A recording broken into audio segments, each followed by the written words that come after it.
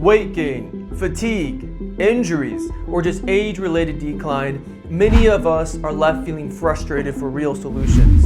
But what if there was a way to harness our own body's power, a way to naturally stimulate and increase growth hormone, opening doors for better muscle growth, effective fat loss, improved recovery, and many other anti-aging benefits? Enter CJC 1295, a peptide that's on the cutting edge of health science. Many peptide researchers are thinking that CJC 1295 can fill a crucial gap in hormone optimization and offer a promising alternative that supports our body's regenerative properties without harsh consequences.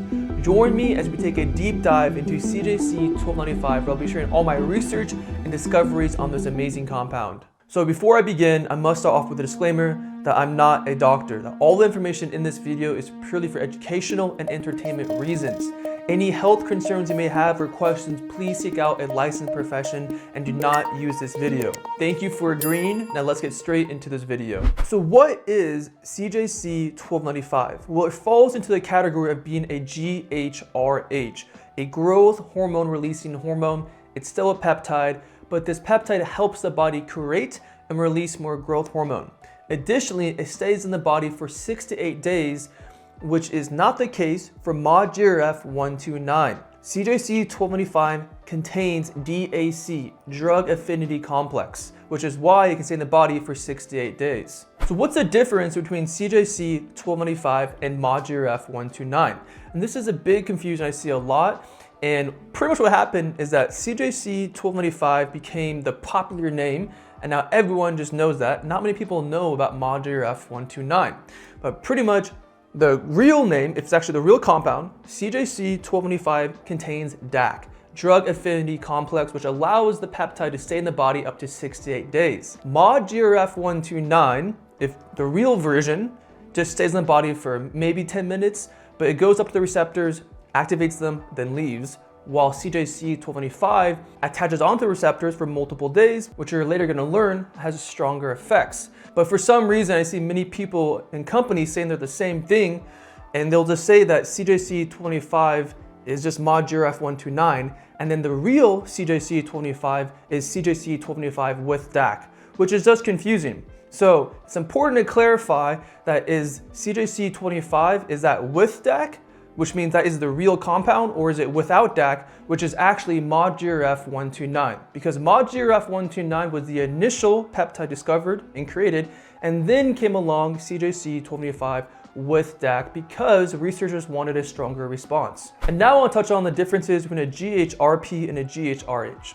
So a GHRH is a growth hormone releasing hormone, which is what CJC 1295 is. And these group of peptides mainly focus on creating more growth hormone. It do help the body release growth hormone, but the main focus is creating growth hormone, mostly by working on the pituitary gland. Then the GHRPs, which is a growth hormone releasing peptide, mostly help the body release growth hormone by targeting receptors to release it, such as ghrelin, which is the hunger hormone, and actually when you're hungry, you actually release growth hormone, and other receptors to help the body release growth hormone. This is why together a GHRH with a GHRP have such a strong synergistic effect, and is why it's commonly paired together in the peptide community. So how does CJC 1295 work? Well, it goes up to the pituitary gland and tells the body to create more growth hormone. And sometimes that will be released, but not always, which is why oftentimes these peptides, a GHRH, are paired up with a peptide that helps release growth hormone because it inhibits somatostatin. However though, CJC 1295 stays in the body up to 6 to 8 days, meaning that eventually the body will release the growth hormone because CJC is creating growth hormone, and then eventually your body will release it, but now there's more to release. And that will keep happening for 6 to 8 days. Well, CJC is like, okay, make more growth hormone, your body's making more growth hormone, and eventually it gets released because you have no food in your stomach or whatever happens, and then it continues. However though, if MODGRF 129 is being used, which has a very short half-life, this is why I think it's best to combine with a GHRP to ensure that when the peptide goes up to the pituitary gland to tell your body to create more growth hormone, your body will create it and release it at the same time to have a very strong synergistic effect. I'm not too concerned about CJC because it stays in the body for 6 to 8 days. So short summary, CJC 1295 goes up to your pituitary gland and tells the body to create more growth hormone, and it'll be in your body up to 6 to 8 days or on the receptors, telling your body, create growth hormone, create growth hormone, create growth hormone. So what are the research benefits of CJC 1225? Well, it has one main benefit and then has many downstream benefits. And the main benefit is that it helps the body create more growth hormone. I mean, the body is doing the work, and with more growth hormone, it's often called the hormone of vitality. This can lead to building more muscle, burning more fat, sleeping better, better immune response, better skin health, and overall helping the body rejuvenate, because growth hormone is the hormone of vitality. So what are the research side effects of CJC 1225? As you're gonna learn, this has more side effects than Moduraf 129 because it stays in the body up to 6 to 8 days. The first side effects I've studied and seen have been water retention, facial flushing, joint pain, and these are pretty common just with higher levels of growth hormone. Another side effects, which is also could be a benefit depending, is having super physiological levels of growth hormone, which pretty much means levels above healthy ranges, which some people think is a pro, some people think it's a con. Another side effect I've seen is saturation of the receptors or overuse of the receptors, and this is largely because CJC 1225 stays in the body for multiple days. Now let's go into the research, dosing, and cycling. And I've done a lot of research on this peptide, and when I first discovered it, my idea of how to use it has changed until today. So from my opinion, from my research and just my experience, it seems anywhere from 1 to 5 mgs a week, which that is a pretty large reference, and it largely depends on the individual response. Additionally, it can either be done in large doses, so like 1 large dose once a week, or 2 large doses twice a week, or small injections done every single day. It really depends on the goal. However, though, it seems that doing small injections every single day will lead to the strongest response of growth hormone, which is not always a good thing. So pretty much 1 to 5 mgs per week as a total dose, and then taking that total amount and splitting it down into whatever is the best response for the individual goal. So let's say, for example, I thought 2 mg twice a week is the best for me. So maybe I do 1 mg on Monday and 1 mg on Thursday. Or maybe I'm like, hey, I just want to do 1 injection per week.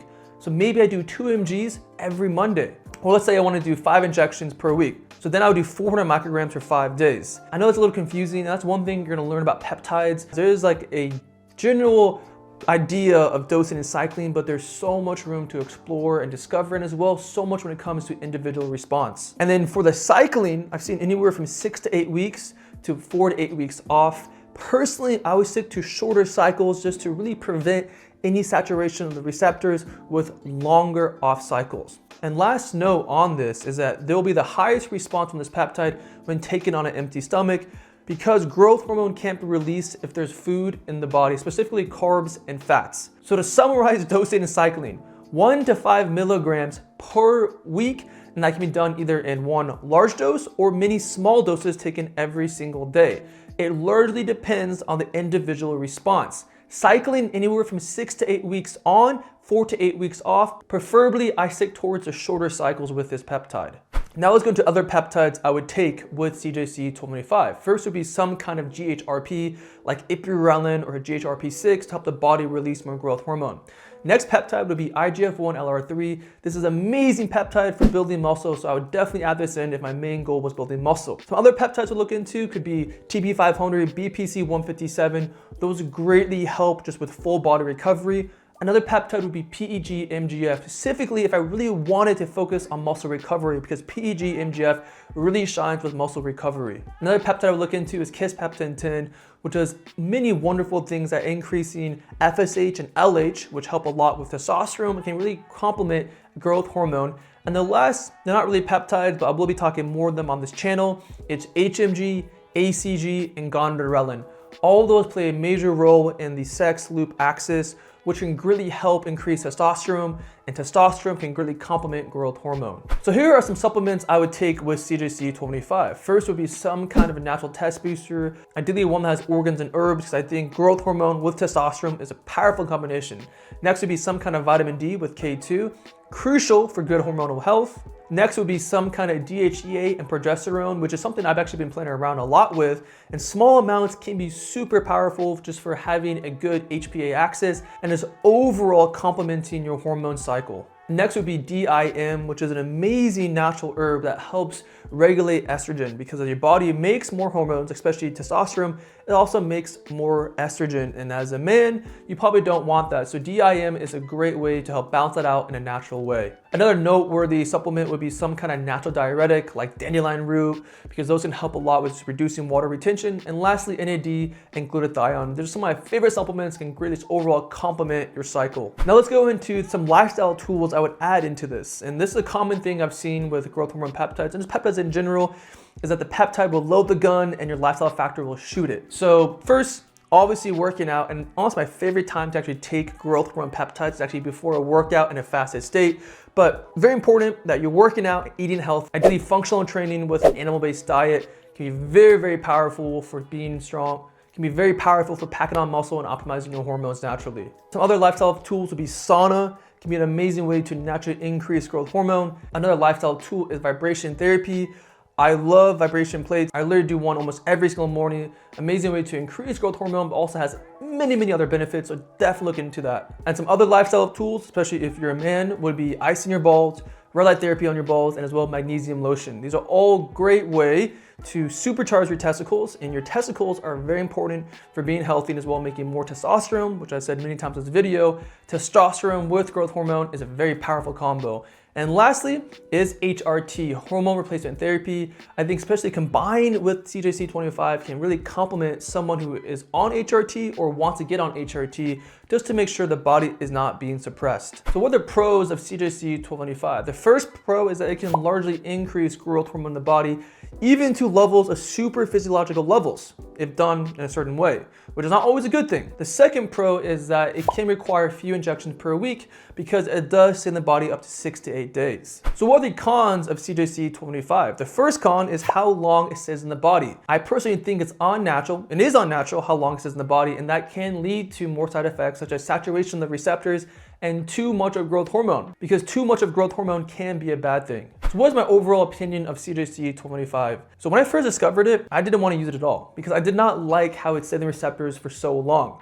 That is why I spent most of my experimenting using ModGRF129, which is the version of this peptide that only goes up to your body for like a couple minutes, activates the receptors and leaves, which is actually how it's done naturally in the body. So I like to stick to whatever is natural. However, though, the more research I've done on this peptide, I do think that it can be very powerful if used correctly. So personally, I can see myself using CJC25 for a short period of time, just get a strong increase of growth hormone and then taking a long time off to allow my receptors to reset. So personally, I think it's a great peptide. If for some reason I was not really responding to ModGRF129, or if I had more experience with peptides and I knew how to optimize CJC25 without overusing my receptors or having the side effects of like water retention and joint pain. So overall, it's a great peptide. It does take more finessing. It does take more experience, but it's definitely a peptide that I need to do a lot more research with. Anyways, if you want to master peptides and overall